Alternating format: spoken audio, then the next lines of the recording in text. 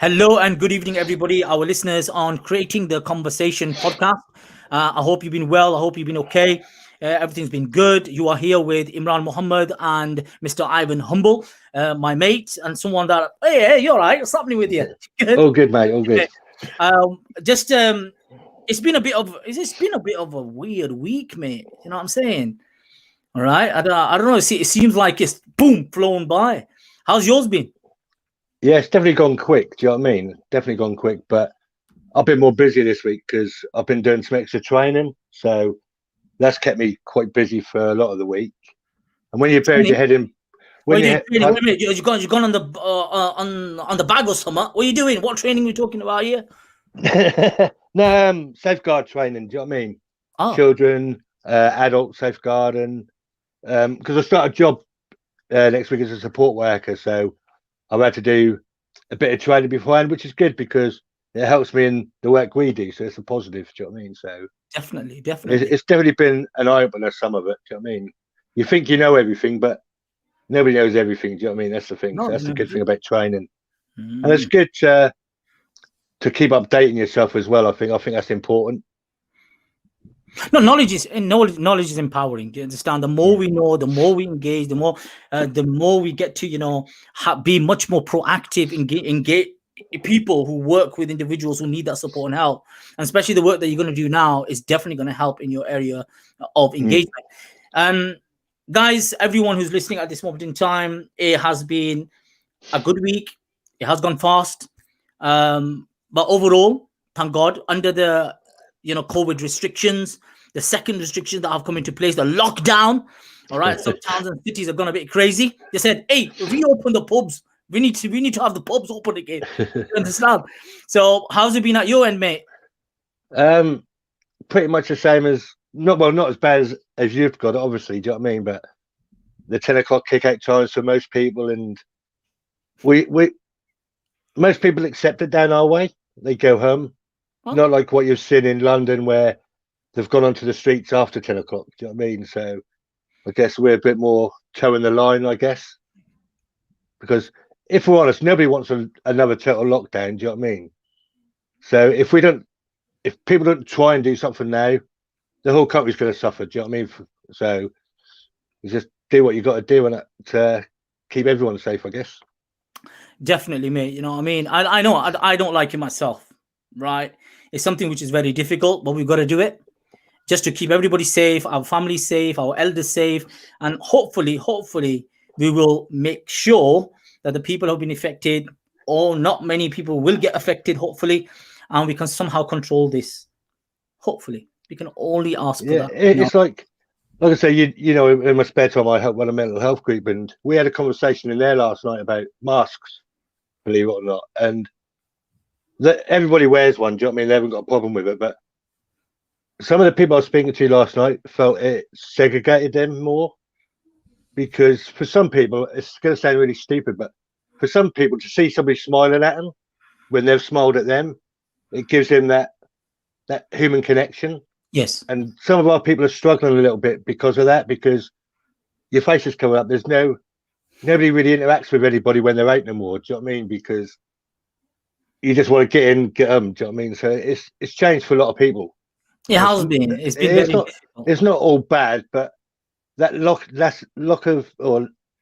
lack of human connection with some people does affect them. It's more like people are already isolated as it is. I think just not seeing somebody smile just takes away that human element as well. You know, you just said that when there's a saying of the Prophet Muhammad, peace be upon him, it says that even a smile is charity.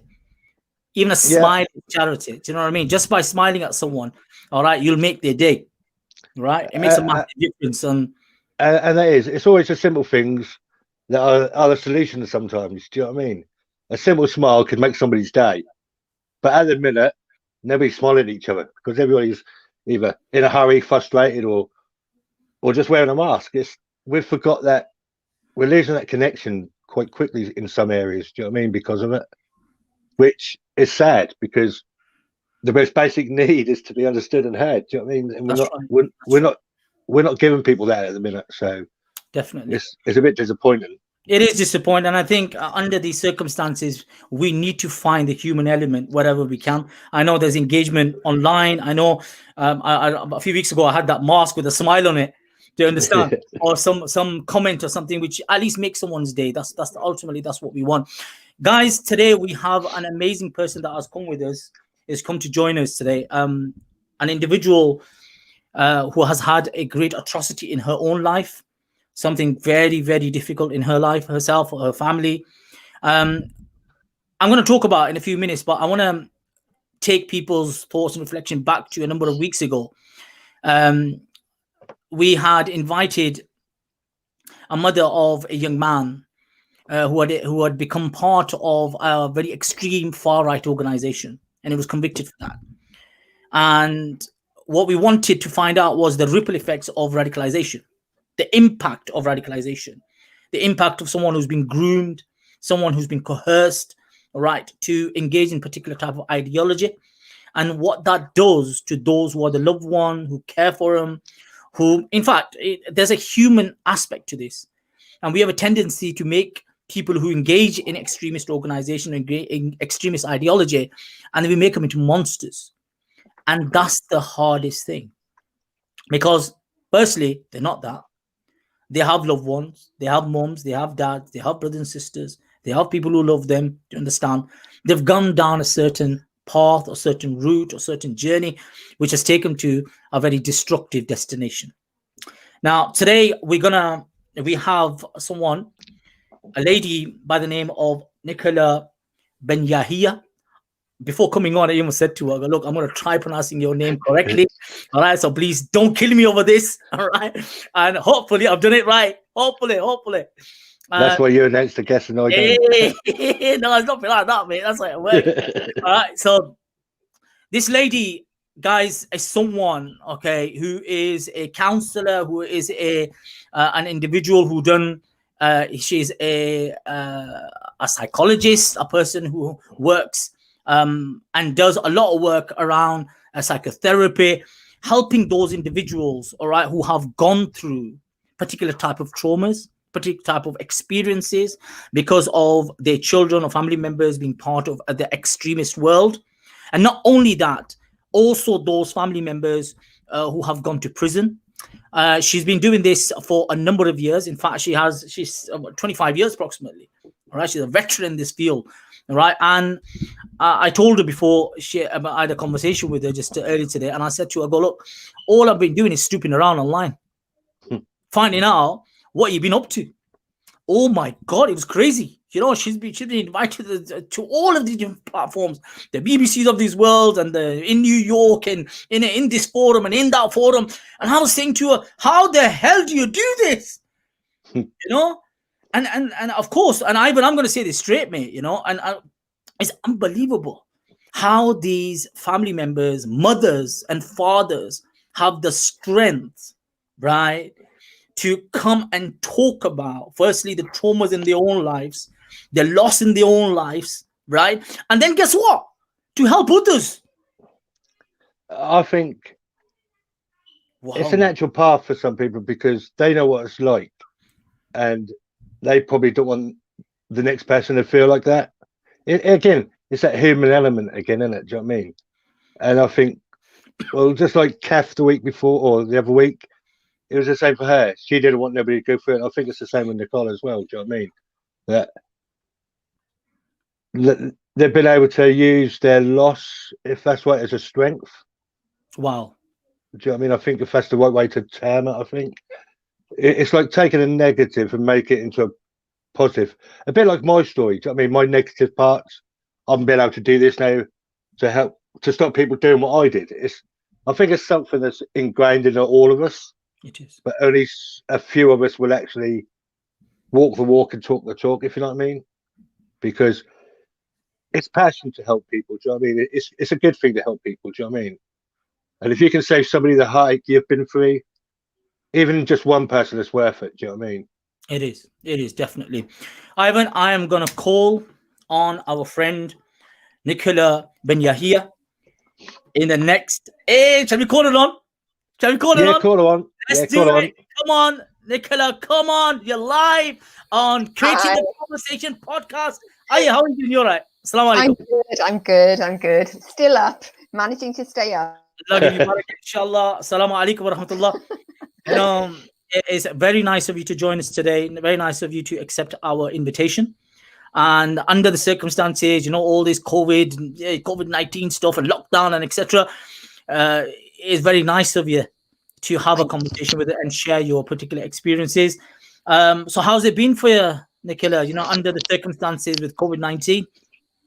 It's been tough, to be honest with you, because I obviously have my own practice in Birmingham, counselling service. So obviously with lockdown, that's really sort of I couldn't do any face to face. So that's been tough because I've had to kind of switch to FaceTime and telephone calls, and you don't always get a good picture of people's body language and everything. So it's extra hard, if I'm being honest. So I'm kind of glad I'm started to go back recently to some face-to-face a little bit, because again, it has been quite tough.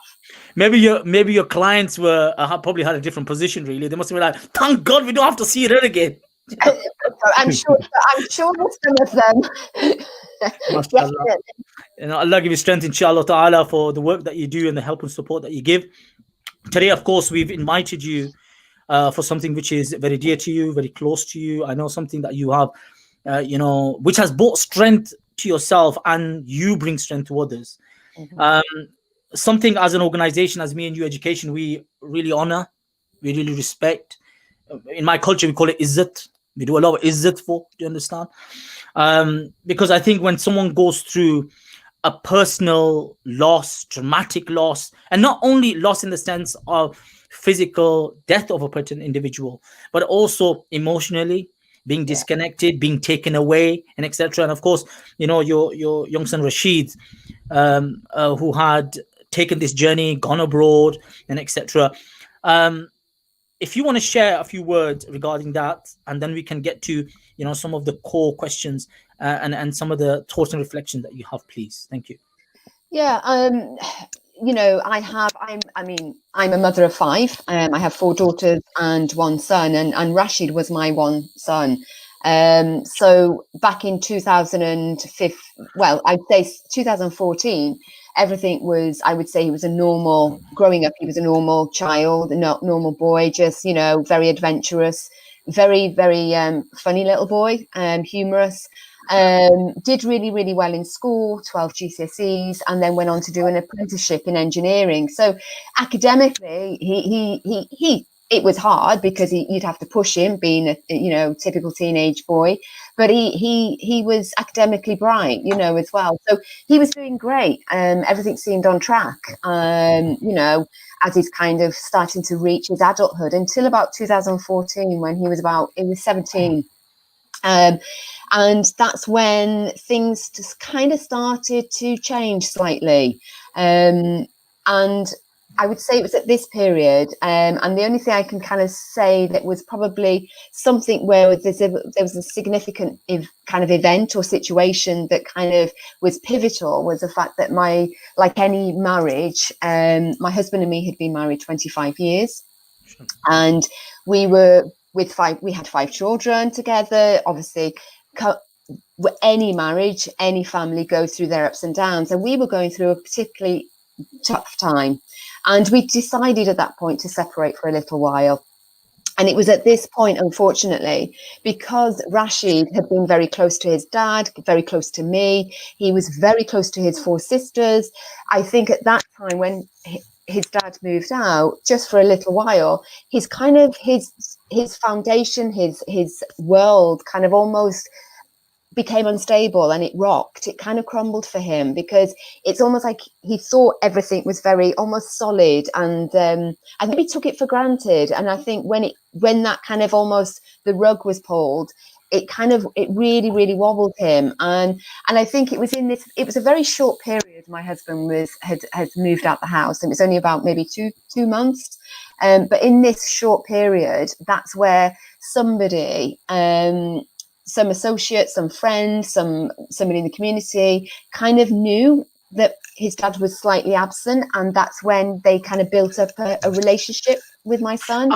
As a couple, as a couple, as a mum, being mum and dad to Rasheed, do you feel that when that particular breakdown happened, right, and you reflect over what happened after that, do you blame yourself? No, I know it. I to be honest, over the years, I've really scrutinized, and obviously I've been in therapy, and I've really worked on myself and stuff. And it's normal to feel guilty, or normal to have regrets, or normal to kind of hindsight. But at the time, it was the right thing for us to do, because actually it made our marriage much stronger. So in that side, I don't have I don't have regrets on that. And I don't think, I think that was just one thing that I can gather, but I'm still, not 100%. There could have, I'm sure there were kind of other things, but I would say that was a slightly pivotal moment. But I certainly don't carry the guilt of that, because, like I said, over the years, I've really explored with myself and really had to be really, really honest with myself about things, and I've had to let that go, because that's not going to get me anywhere. I've got 4 daughters to look after. And I think that's the difficult bit, really, isn't it? Sometimes, because when something of this stature happens, right? Sometimes as parents, as guardians, we forget that we have responsibility towards others around us as well. Even though this is a great loss, even though this is someone that's really loving, this is someone that you cherish, the one that, like you just said, you've worked on, he's worked hard, he's getting into engineering, he had a full future in front of this young man. Do you understand? And suddenly, stop.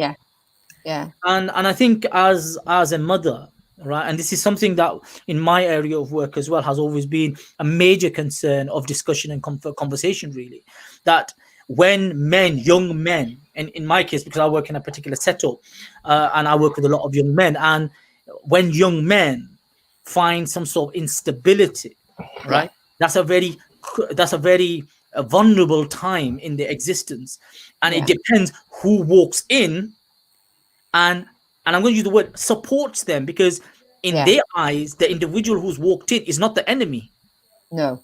Is a friend, is an associate, is someone who, in their eyes, cares for them, is someone who is looking after them.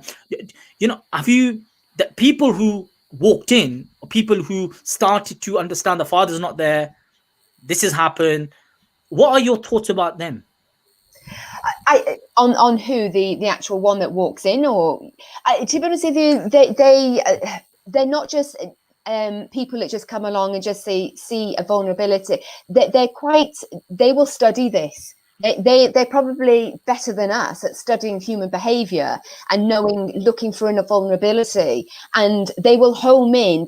They will find, what they will do is gauge very much an interest in that individual to see what can they give that person to draw them in. So it could be that there is a vulnerability and they need support, or it could be likewise, it doesn't have to be that. It could be that they're looking to make a difference, they're looking to make a change, and they're quite adventurous or quite outspoken, and so that will be the one that takes it, that they will use that, take them down that. So it's not necessarily always about vulnerability. It can be actually more, there's something in that person that really wants to, it's a positive thing, they want to make a big difference, but maybe they're frustrated in their daily life because they're not given those opportunities, whereas this person who comes along will almost make, it's a facade, but will almost present them with an opportunity.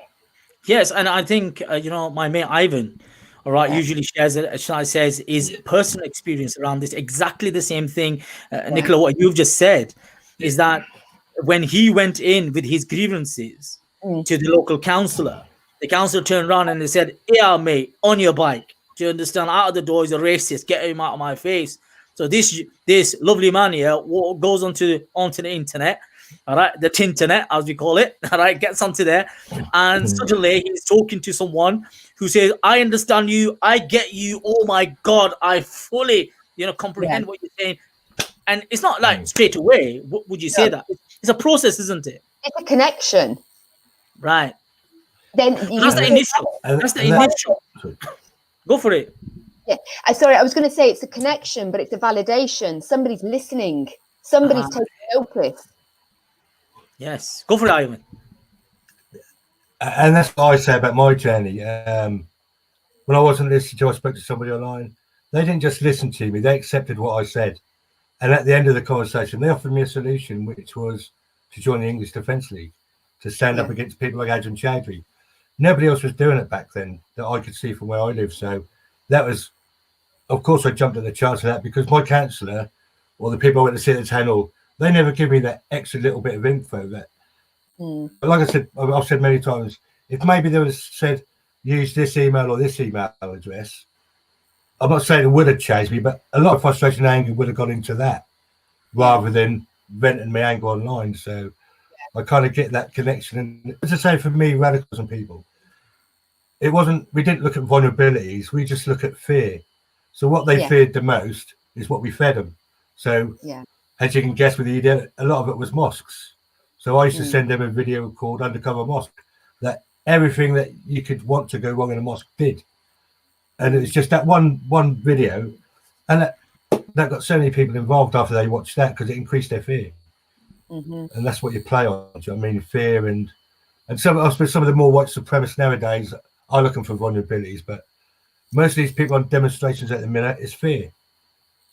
Fear of the other, fear of change, and people will capitalise on because it's easy, because the media does sort of reinforce a lot of that.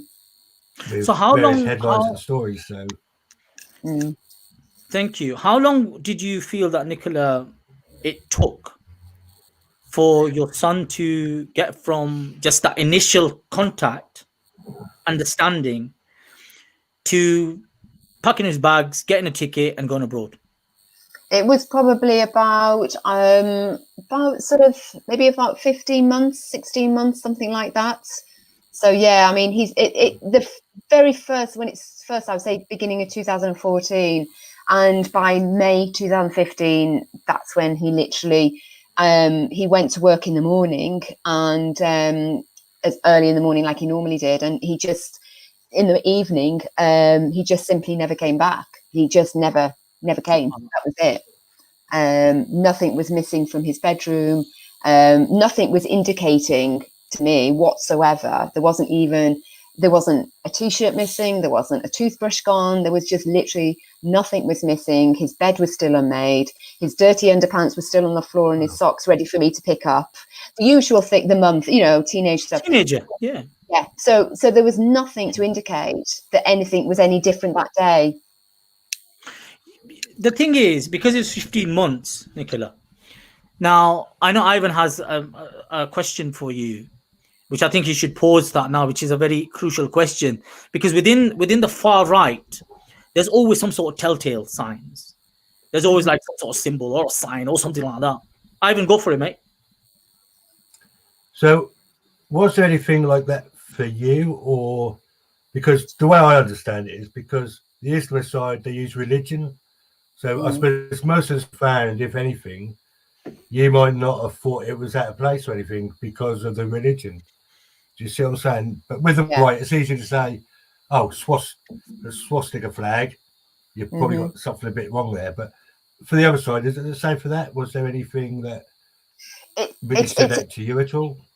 Yeah, I think you are right. You're very correct in saying that it's very difficult. It's a lot more subtle, I think, than the far right, because our religion, we will fast, extra days. We will, there are some people who dress in a certain way. There are different ways of dressing depending where we come from, but we're still Muslim. So it just depends. But so these things started to change in that year with Rasheed. So he was his clothing slightly changed. He was, instead of being that kind of funky, trendy guy, he began to be a bit more sort of plain and sort of not really wearing his funky hoodies and things like that. So a bit more sort of traditional kind of looking, fasting more days. But again, what do you mean? What do you mean by traditional looking? I would say, when I say tradition, it's more, I would say plainer. I mean, he would have, he cut all his trousers shorter above the ankle, which again was unusual for him. He wouldn't cut his hair.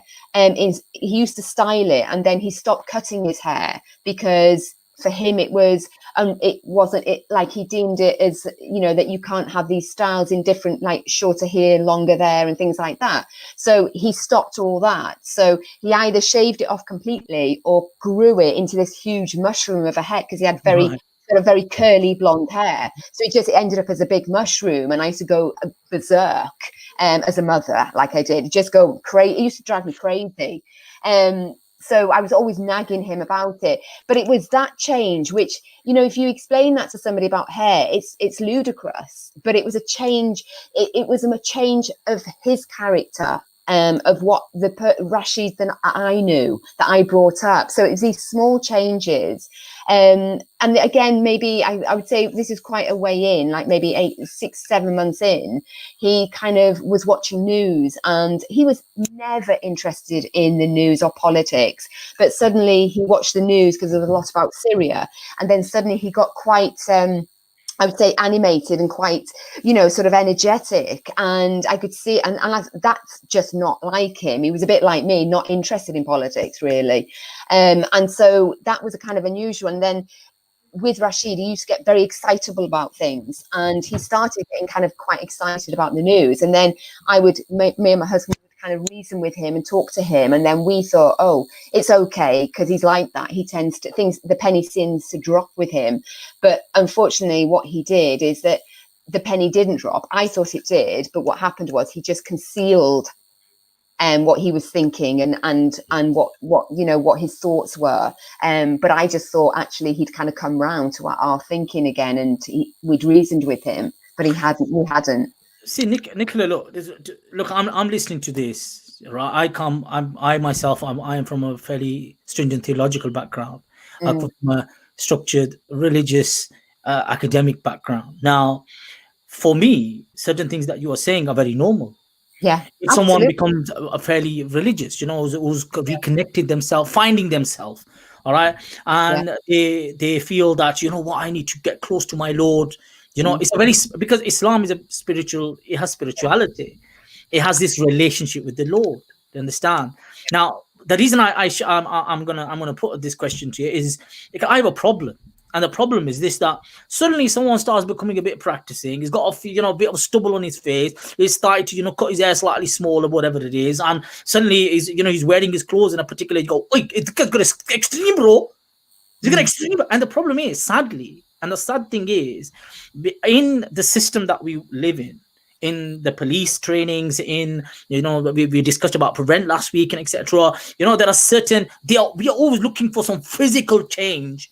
All right, and then we pounce on them. But 1 minute, there's some aspects of it which is in our faith, isn't it? Yeah, absolutely.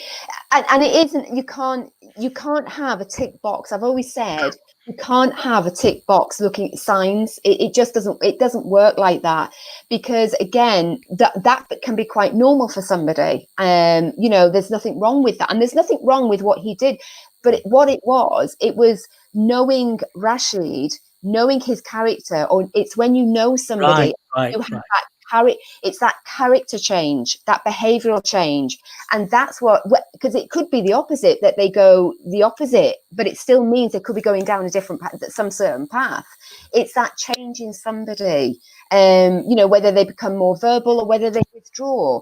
And it's that what you need to be it's those things. Sorry. Would you say, being a psychotherapist and a counselor, someone who's in this world, all right, you started to see this as change of behavior, change of attitude, change of lack of engagement, probably going, where he was very expressive and, opinionated, he went from open to closed. Do you think your professional background helped you to recognize this? Because I only ask this because a lot of parents don't have the same type of experience as you. They don't have so much knowledge as you. They don't have the same insight as you. Yeah, I had all the insight, but I was also too close to it, because I remember I'd have an emotional bond. So when you have an emotional bond, your perspective is clouded. So being a mother, I would have come from the almost understanding, thinking, okay, dismissing it by going, but he's a boy, he's a teenager, he's trying to find his own identity. He probably wants to become a more of a man rather than the little boy for, you know, his, those kind of things. So I would kind of almost, as these little changes were happening, I was almost sort of kind of going, oh, that's why he's probably doing it. Like, for example, the religion, I looked at it, okay, even though it was difficult and it was kind of a change, I kind of went, okay, maybe he just needs to hold on to his faith because he's going through a typical, you know, something at the moment. So I kind of went, it's okay, you know. So I was too close to it. I needed a pair of eyes slightly outside to kind of go, have you thought about this? Or, so did you talk about these pair of eyes? Of course, it's not only you, is it? It's not only you, your husband, your daughters. There must be uncles and aunties there. Must be cousins there. There must be relatives, and there must be neighbors, and etc. Didn't anyone point it out? Not really particularly. I mean, I remember there was my husband. I think, like I said, there was sometimes when he was talking about religious things. So my husband would talk to the imam, and he would have a little chat with him because he was a very knowledgeable guy, very, very knowledgeable, and he respected him a lot. But again, they're taught to nod and appease people and kind of just, you know, but. And that's what Rasheed was taught, to just kind of, you know, be respectful, nod when he, you know, but actually it was almost like in his head he was probably having a second conversation thinking, yeah, you can say whatever you want because my mind's not going to change. So in other words, what you're saying is that in them 15 months there was a process of radicalization, of grooming, of indoctrination. Even though he was being, the people who had engaged with him initially, right, were setting him up for something. And they realized in his home he has certain type of people, so they had informed him how to behave around them, around yourself, around your husband, around, you know, loved ones. He was informed about how to behave around an imam, a learned person, respectful, this and that, which ultimately made it very difficult to really get to where his heart and mind was changing. So then we come to that particular date where you've just mentioned his bed was not made, his clothes were all over the place, all right, and he simply went. When was it that you went, oh my God, my son's gone to Syria? It wasn't for a long time afterwards, because initially my automatic thought was he's had an accident, something's happened to him. So I just didn't, you know, radicalization or going to Syria was not even nowhere near my head. It was more that something had happened to him.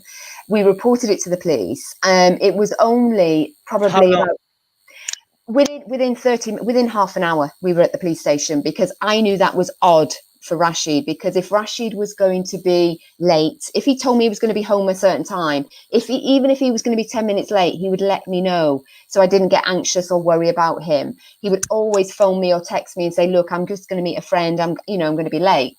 So when I didn't get a text, or when I was trying to contact him and he wasn't responding, that's when I knew something is very, very out of character.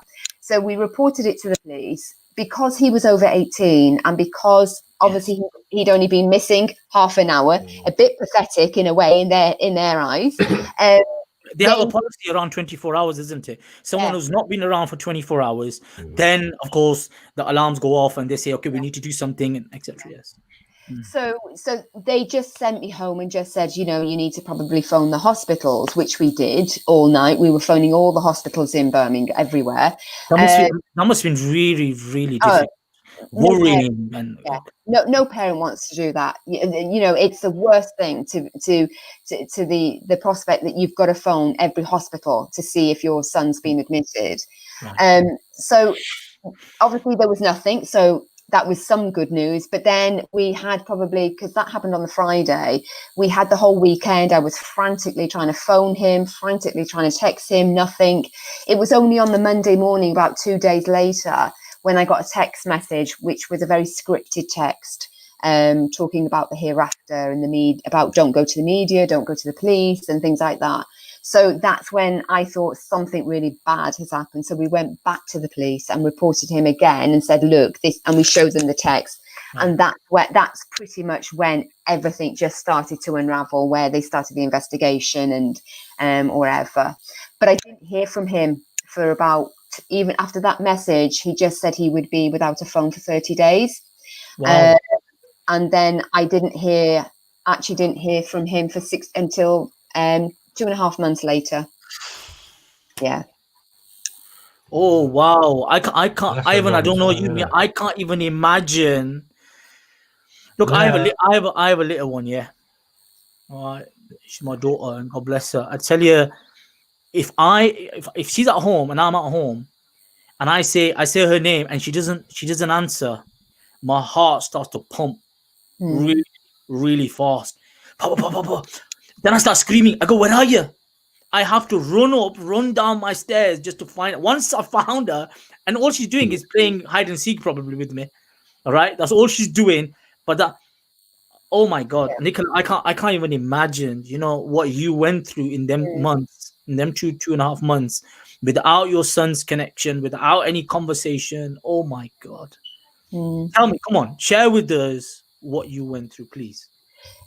It's just sheer panic. It is literally that. I can only describe it like you said. You know, we've all had that stage where you've got your little child with you. You're holding their hand when they're a toddler, and suddenly they're out of your sight just for a second, and your heart beats. That was what I was like for all those weeks, because it was literally as if he was constant. You know, like I said, I couldn't find him. I didn't know where he was. It's that frantic feeling you get, and that's exactly what I felt for those 10 weeks, until he finally phoned me from there and confirmed with me that, one, that he was alive, and secondly, where he was, which was in Syria. So when he tells you that, all right, when he drops that into your lap, did you feel, I've lost my son? I think initially I was just relieved that he was in contact with me, and then it was trying to figure out how I did this new relationship, because the boy that left, you know, I thought I knew, and then he's left, and then it's like, I don't know how to do this relationship anymore. I don't know how could you have done this to me? You know, who are you? So it was almost me grappling my brain around this massive, you know, this mistake, this is what had happened. And so it was building some sort of different relationship and trying to keep that communication, that bond with him. Nicola, you just used the word relationship. Now, any long distance relationship is complicated. Yeah. You understand? But 1 minute, your son, your loved one, the one that held your hand, has gone abroad now. Right? You don't know exactly what situation he is. You don't know what his circumstances are. You don't know exactly what he's saying exactly. That's what's happening. Okay? Because, like you said, a lot of what he had shared or not shared was through a particular radical way of engagement with certain people. Right? And he stopped engaging. So what was the relationship? I just remember the very first few weeks, I didn't know how to do it. And I just remember saying to my sister, I just said to her, because nobody knew what was happening, very, very few people. But I did say to my sister, I don't know how to do this anymore. I don't know how to be on the phone. I don't know how to be with him.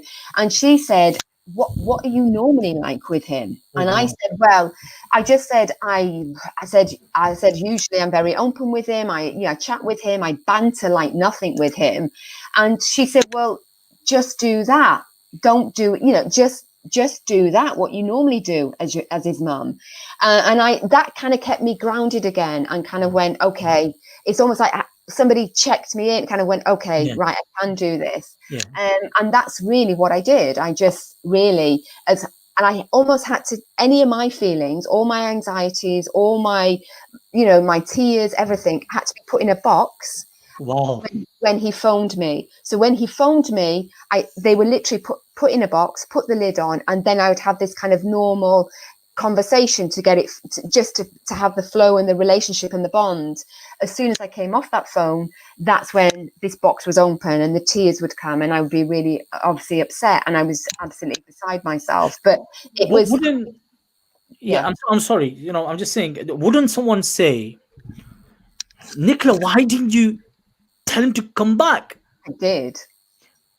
Good. Now, Okay. why didn't you scream and shout at him? Why didn't you do that? You could have simply, of course, you had informed the authorities, you had informed the police. Of course, they would have been listening to your conversations and discussions and etc. that was taking place. Give us that side. Very early on, we were very upset, very, very upset and very angry. And I remember that's what we did in the beginning. We asked him to come back, and we just said, how could you do this to us? You know, we're absolutely in pieces. You know, our world's been turned upside down. So he fully knew what we were going through.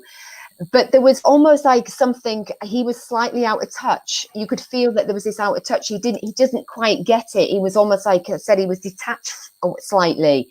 And it was only when, as I kept pushing and pushing, there was one day in particular, somehow his passport came up in the conversation, and he said, oh, I don't have my passport. And I went berserk.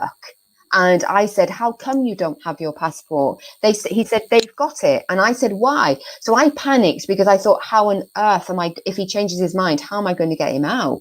Yes.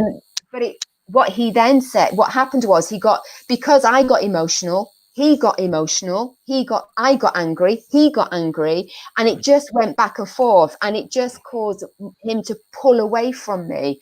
And so I ended up crying, and I came off the phone, and then next thing he phoned me back, and I think he'd kind of thought, and then he actually just went, I'm sorry, Mama, I'm sorry, like, because he knew he upset me.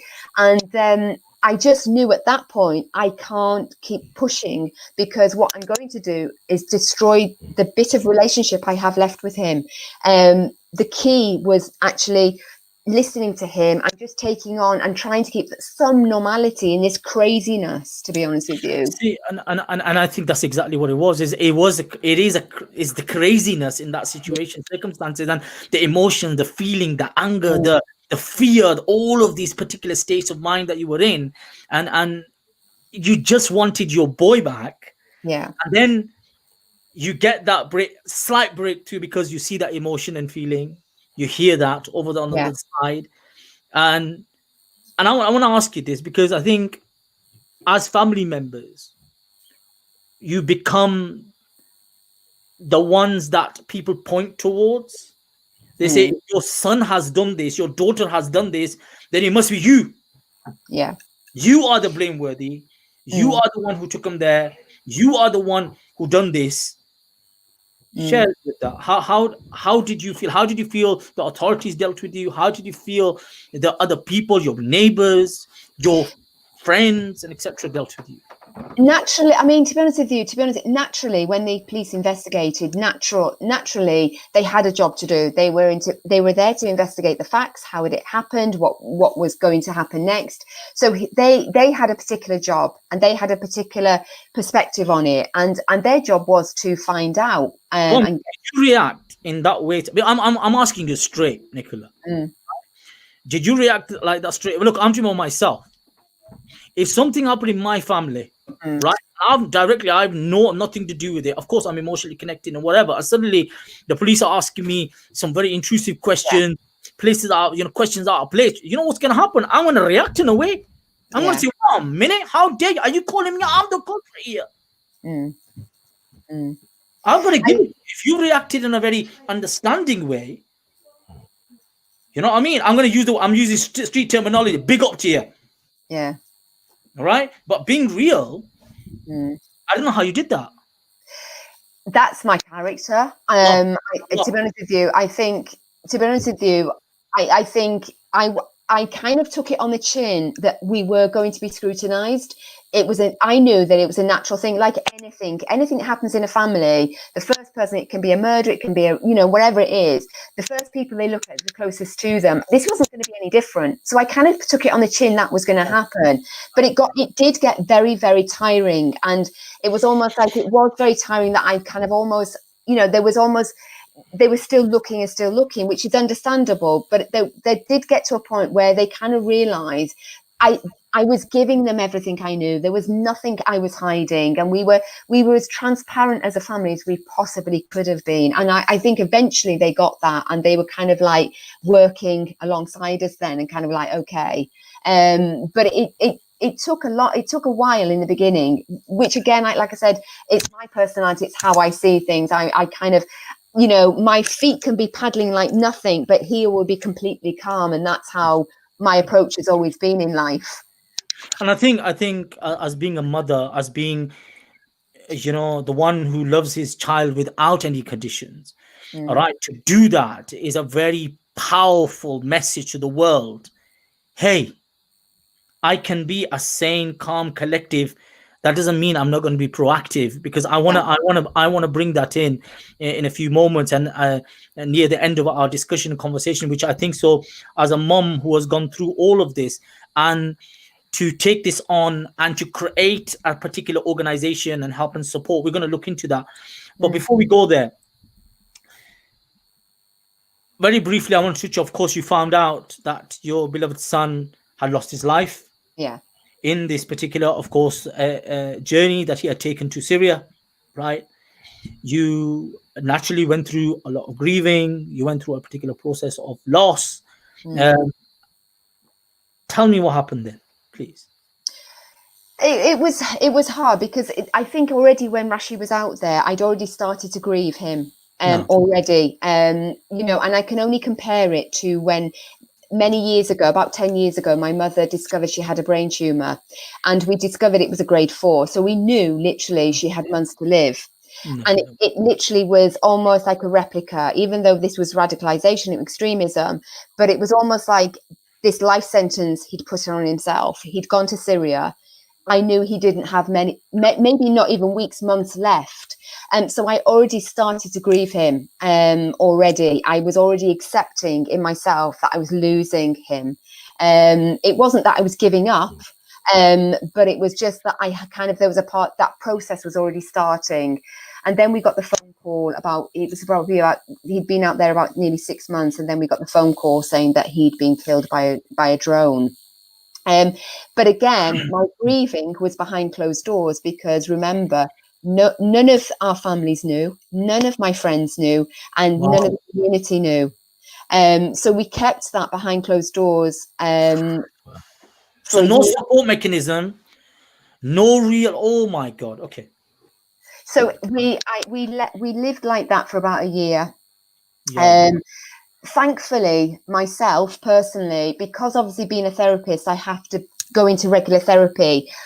When Rasheed actually went missing, I was in therapy anyway as part of my, you know, of my own development. And so I continued with therapy. And I think without that, I don't know whether I would have gone through the process, or whether I'd been strong enough to carry on.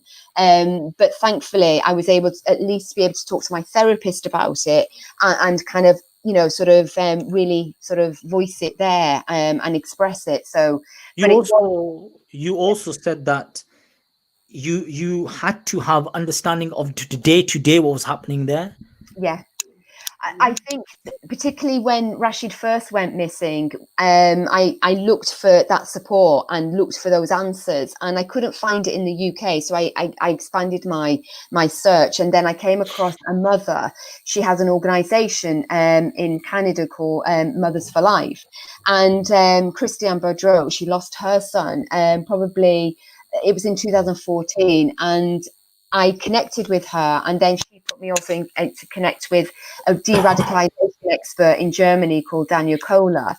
And with those are the two people that literally got me to survive through this traumatic situation, because she gave me that kind of almost that emotional support to kind of understand what I was going through with it was this roller coaster of emotions, but also with him being this sort of expert, he was able to really give me that strategic kind of what was going on in Syria, because when Rasheed was phoning me, I kind of needed to know what was going on there, kind of almost because I could put his life at risk. So I had to be very kind of not just emotionally balanced, but also strategically. I needed to know what was happening out there at the time. You know, to create that balance with your emotions and feelings, and then of course the state of your mind, knowing that if I say something out of context, or if something has been, he could be compromised, people could be compromised. Where did I get it? You're getting this support. There's no doubt about that. And a lot of people don't get that. And sadly, let me share this with you. I think your particular organization, which we will talk about, and it's highly important what you've done through all that trauma. But where did you find this strength? Mm-hmm. I think, to be honest with you, I think even it's what I think it was my faith. To be honest with you, I think, you know, I think that kept me going. I've also been through many things in my life anyway. I mean, my mother, unfortunately, was an alcoholic. There was domestic violence. And I think you build up a resilience. You either go in one way or another. Yes. And fortunately, I think it built my resilience and that, you know, built that strength already that was already there. And I think that's really what I fell back on, really, is actually, okay, I've been through some, you know, not the same, but I've been through some really tough times and I've still survived. And I think that's what got me through, really, to be honest with you. And I think the support and help that you got, the real, that intervention that was put in front of you, of course, because of the organization Mothers for Life, you've done something which is amazing. And I think, you know, ladies like yourself, individuals, parents like yourself, guardians like yourself are some of the most, I'm going to say it, mate, you know, they're superhuman. Because I think to find strength in places where usually strength is not found, loss is not easy. I do a lot of bereavement counselling. Yeah. Oh my God, the crippling effect of a loss of someone is unbelievable. And especially a child is the most difficult thing to deal with, right? But then there's people like yourselves who are like, I get it. I've lost someone. Very difficult situation. And guess what? I'm going to get through this, get strong, and then start supporting others. Because what you did, all right, again, is starting an organization, realize you there was no support here. You had to go abroad for that for yourself, right? And especially those parents who have been victims. Yeah. Right? They are victims. You are victims of the losses of your children to extremist organizations like the ISIS of this world and all of these organizations. They have stripped your kids away from you and us. Yeah. That's the truth. So what did you do? How did you change and try to create this strength and become the strength of others? Go for it. To be honest with you, I think I told you I kept it secret for about a year, and I just felt almost I was half living. So I remember thinking, I'm not true to myself here. I'm just almost looking over my shoulder, waiting to be found out. And that's when I decided I'm going to have to face the consequences. Whether I get repercussions from this, I need to just be myself and true to myself. And that's when I decided, obviously being a therapist, to set up a counselling service for families. And I set up Families for Life. And that's when I went public and I thought, okay, I'm ready to, whatever these repercussions will be, I will take them on the chin and deal with them. And that's what I did, because again, it wasn't just also about helping these families and providing a support network for them and a safe place for them to speak. But it was also, like you said, I think it's also that it was combating those stereotypes and that thinking that, you know, that the families must have had something to do with this. So it was changing people's perspective, actually, and giving them more of an insight of actually, you know, we are victims as well, you know. And I think, thankfully, that's beginning to change. But, you know, it's taken a lot of work for that to kind of slowly change as well. And again, you know, that stereotyping of, oh, you know, a sort of a mum of a terrorist, this is what they look like, especially a Muslim one. And then this comes out and this is not what they're expecting. And they're not. And that's the amazing thing about someone like yourself, who not only would give support to him, but try to change the mentality, reflection, thought, change the image, the status quo of people, what they felt people like yourself would be. And I think to take this endeavor and bring it on and then to deal with it like this. Bloody hell, that's amazing. You know, but I'm Muslim, I'm going to say, Allah give you barakah. You know what I mean? Immensely to do that. And especially people forget this, that the impact of extremist behavior, etc., is on people who are genuinely innocent. Yeah. People on the street, our mothers, our wives, our kids, daughters, and etc., husbands, and fathers, and etc. What elderly individual who get infected by certain extreme organization within this country. So tell me, Nicola, what is your ultimate, hopefully, inshallah ta'ala, reflection and thought for the future from this point on? Because families for life, all right, you've done that. We know you are helping and supporting people not only in West Yorkshire, you help them up and down the country. I know there's a number of people that are slowly contacting you. Tell us what the process is. How do we contact you? How does someone knock on your door and say, I need help? What's the process? Share with us, please. To be honest, a lot of parents come direct and they just simply send me an email because, they can go to my website at Families for Life and just send an email to me and it comes direct to me. So it's only me that gets it. Or they can contact me by phone. And really, that's the first part. And that's usually the hardest part of it. To that first step. But once families have done that, then they because like I said, it is the hardest. So once they do that, then that kind of relationship, I start building that relationship and that connection with them, and provide that support. So like I said, that's crucial. But it's also, again, it's not just about sort of the interventions with the families and supporting them, but it's also Families for Life. I'm trying to broaden it where it's about going in communities. And recently it's also I'm doing a mentoring scheme this year as well, piloted in Birmingham. So it's about building resilience and those kind of key skills in young girls as well. So they're not kind of falling to anything like this, whether it's kind of grooming, gangs, sexual exploitation, all of these things. So let me ask you, when, for example, someone contacts you, what's the process? So, for example, someone contacts you, a family member, which, of course, you said is the most difficult thing. Yeah. Certain cultures, certain people who come from certain backgrounds, we don't like taking help from anybody else. I don't like, sharing my dirty laundry with everybody else. Do you know what I mean? We have that. This is the thing that we have, all right, within our cultures, which is really sad, but exists. Do you know what I mean? Shame cultures, that's what we're known as. Yeah. As we are. So once they've overcome that first hurdle, go through the process with us. What do you don't have to share everything, but as an example for our viewers, our listeners at the moment on this Creating the Conversation podcast, is what happens next? To be honest with you, I kind of just gather I get them to talk and just gather what their situation is, because again, you're going to have families in very, very different parts of the cycle of the process. So it could be they've got somebody in prison, they could be concerned about somebody, they've lost somebody. So they're going to be in a very, very different position, and situation. So it's gathering first where they are in it. And then it's kind of slowly just getting them to kind of, again, just those first sensitive steps of them expressing that and, and saying the words, because it's one thing having it in your head, but it's another one saying it. It becomes real when you say it to somebody.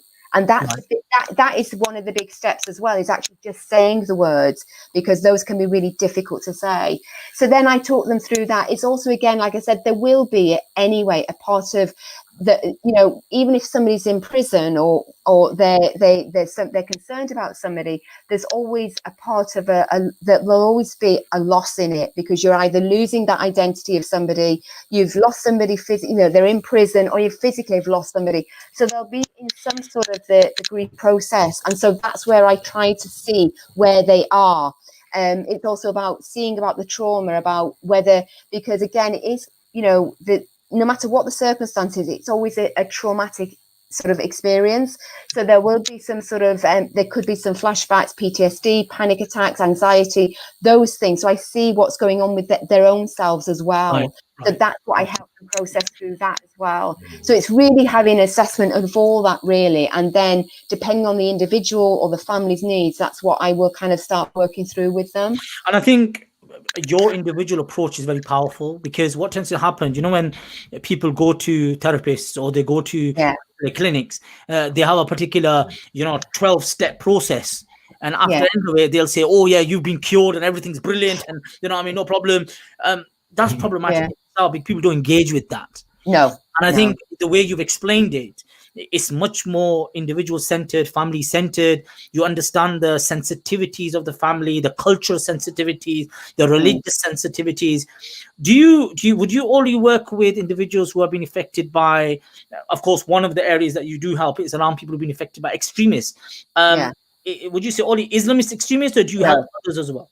No, I work with far right as well. Families who have been impacted by far right. So I've been working with them now the last year as well. So because it's all the same, that you know, these families are still going through the same things. It will still be the shame, the guilt, the grieving, all of that. So it's usually, again, it's not the ideology, it's a part of it, and you put that aside. But you know, there will be some history. There'll be the family will have a story. We all have a story of our life, and it's gathering what that story is of not just that individual that it's happened to, but the family as well, and then helping them to resource themselves. So it's not any different really from one family, from Islamists or far right. It's still those experiences or those things that happen in life that we all go through.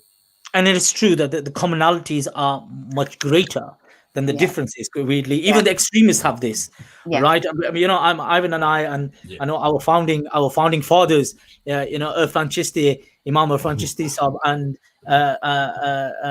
Dave Opo, they always used to say the commonalities with normal people, right? To bring that out and discuss and converse, and then to help and support those people in them circumstances. I think, you know, we're coming to near the end of our discussion and conversation. I think we could speak to you all night. I think, you know, I know we're not gonna. We've already said that. Hey, I'm not coming on too late. No, I wasn't like that. It's like, I'm not coming on too late. I'll be too knackered. We got no problem. No problem. We'll change our timing. Ivan, any thoughts or reflections? I just got one. Yeah, I just got one question, really, Nick. Just to take you back a little bit. You know, when you're talking to him on the phone and everything. Yeah. Did the sisters ever speak to him on the phone? Yeah. I just wondered how it's really affected them, really.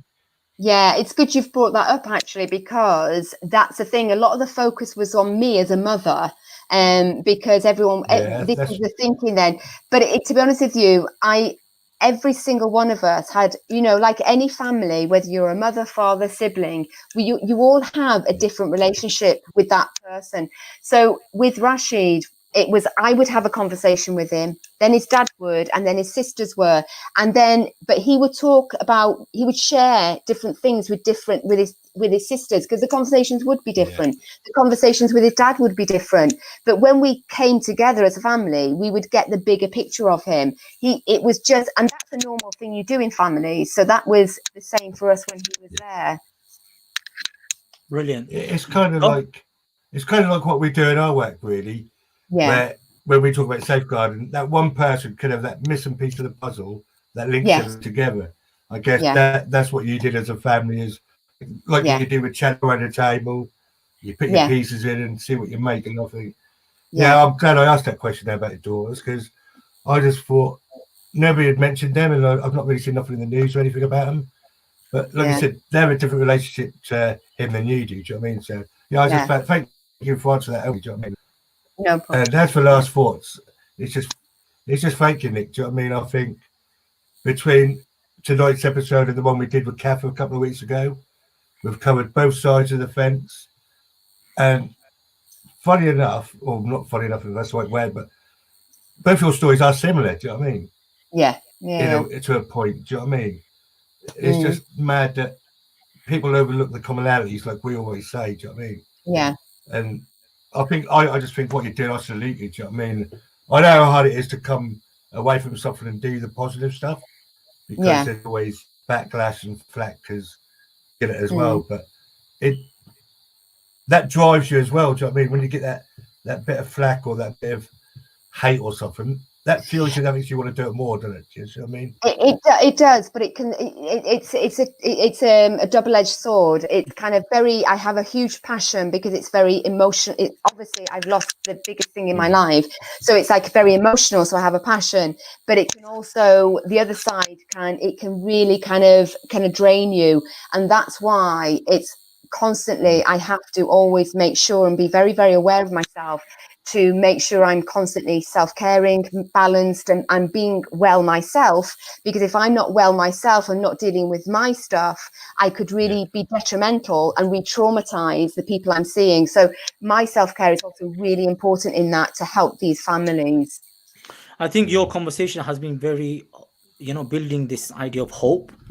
There is hope. There is always light at the end of the tunnel. Loss or death or anything of trauma of any kind, people can get through, but they need support and help. I'm going to give you the last words, Nicola. I think for reflection and thought, just on the basis of hope. But from my side as well, I would like to say thank you very, very, very much for coming, sharing your story. I know our manner of engagement tends to be very blunt sometimes, but in creating conversations, it is about creating some very difficult conversations sometimes, but to get to a particular emotional understanding, that sadly we only see the perpetrators of a particular act. We don't see the holistic. We see the crime and the criminal, as sometimes they say, but we don't see the families. We don't see the support. We don't see the loved ones. We don't see the mothers and the fathers and the sisters and the wives and the kids of these individuals who have probably committed a particular a crime or particular act. All right, we don't get to see that. And with your story and story of many others, all right, who have similar type of experiences, it does put things into perspective for all of us.